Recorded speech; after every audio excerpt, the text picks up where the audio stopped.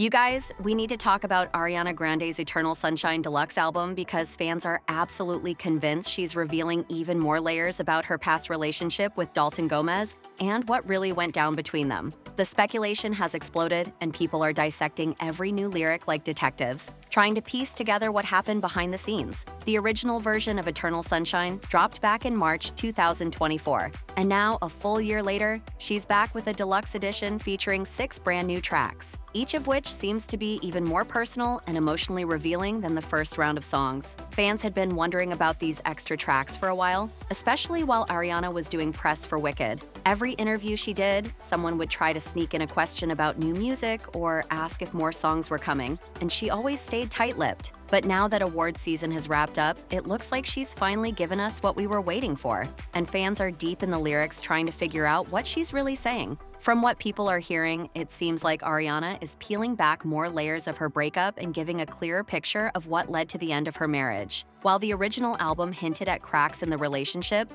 the deluxe tracks feel even more raw and specific, at least from the listener's perspective. Before the album came out, a lot of people believed the story was that Ariana left Dalton for Ethan Slater, especially since the timing made it seem that way publicly. But the original tracks told a different story, one where chasing her career, committing to a massive film project, and being constantly in the public eye created distance between her and Dalton. Some listeners even picked up on lyrics that suggested he may have been emotionally or physically distant during that time, or possibly involved with someone else, which definitely shifted the narrative away from Ariana being the one who messed things up. There were also reports at the time claiming that Dalton struggled with Ariana's fame. Remember, they got together during lockdown, when life was much more private and quiet. They were able to live in this little bubble, away from the spotlight. But after the world opened back up and Ariana returned to touring, acting, and public appearances, it's been said that things changed. He may not have fully realized what being with a global pop star actually meant in terms of lifestyle until it hit him full force. People close to this situation allegedly noticed a shift in the relationship dynamic,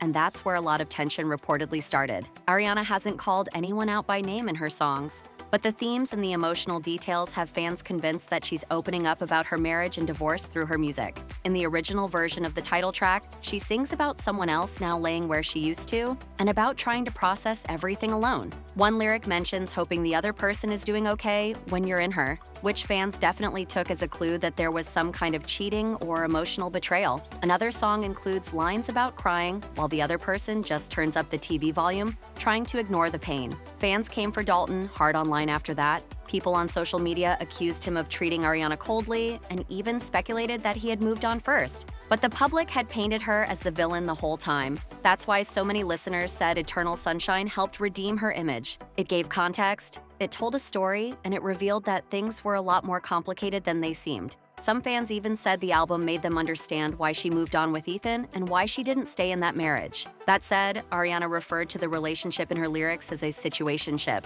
which made fans raise an eyebrow. A few pointed out that this might be intentional, like maybe she's framing things this way to avoid legal issues, especially since reports surfaced that her divorce agreement included a confidentiality clause. Documents that were obtained by outlets stated that neither party is allowed to publicly discuss the details of their marriage or prenup, and especially not in a way that could be used in any form of media. So by calling it a situationship and not a marriage, Ariana may be skirting that clause while still expressing herself through her art. Also, tying this entire project to Eternal Sunshine of the Spotless Mind, a movie about love, heartbreak, and trying to erase the pain, was a smart move. It gives her the creative framework to tell her story without pointing fingers directly. It lets her explore grief, confusion, and healing without needing to name names. She's not saying, "Hey, this is about Dalton," but she doesn't really have to. The feelings come through loud and clear. When the original album dropped, Ariana actually posted to her Instagram story asking fans not to send hate to anyone in her life based on their interpretation of her music. She said that doing so was the opposite of what she wanted and misrepresented the point of the album.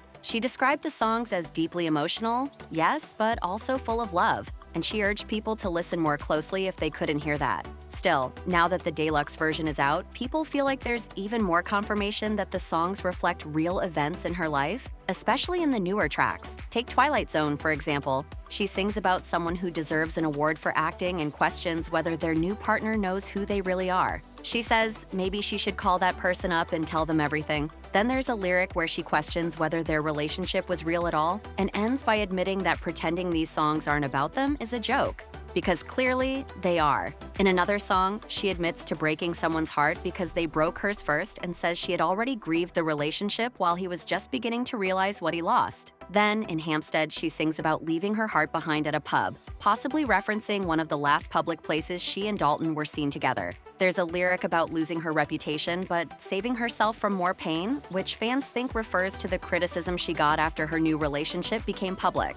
It's like she's saying, yes, I made a hard decision, and yes, I paid a price for it, but it was necessary. That line about losing her reputation hit people hard because it acknowledged the backlash she faced when the public assumed she had left Dalton for someone else. Fans were like, finally, she's telling her side. But even with all that, this album doesn't completely erase the criticism she's received, especially because Ethan Slater's ex-wife came forward and shared how painful it was watching their lives fall apart during the Wicked press cycle. That article made waves, and it definitely reignited a lot of the backlash that had started to simmer down. People had just started warming up to Ariana and Ethan, thinking they were cute during interviews, but that piece brought up a lot of emotion again and shifted the tone online. And now there are rumors swirling that Ariana and Ethan may not even be together anymore. Nothing has been confirmed, but if that's true, it adds a whole new layer of awkwardness for the Wicked Part 2 premiere. They'll be back on the red carpet, doing interviews, being photographed together. It's going to be a lot. If they are still together, the criticism might fire back up. And if they're not, people will probably be even more judgmental, saying things like, was it even worth it? It's kind of a lose-lose either way, but at least Ariana got to tell her story through her music. Meanwhile, Dalton has moved on too. He's been publicly dating actress Micah Monroe since at least June of last year, when she posted pics of them together on Instagram. So both of them are in new relationships, they're living new lives, and hopefully moving forward with some kind of peace. Still, it can't be fun for Dalton to have his name back in the headlines and people dissecting lyrics that may or may not be about him. But if anything, this album, especially the deluxe version, feels like Ariana closing that chapter once and for all. It's like she had one final thing to say, and now she's done. So yeah, that's the deep dive into Ariana's new Deluxe tracks and the meaning fans think they've uncovered. I really want to hear what you think about all of this. Do you think she's saying more than we realized? Drop your thoughts in the comments. I love you guys so much, and I'll see you in the next video. Bye!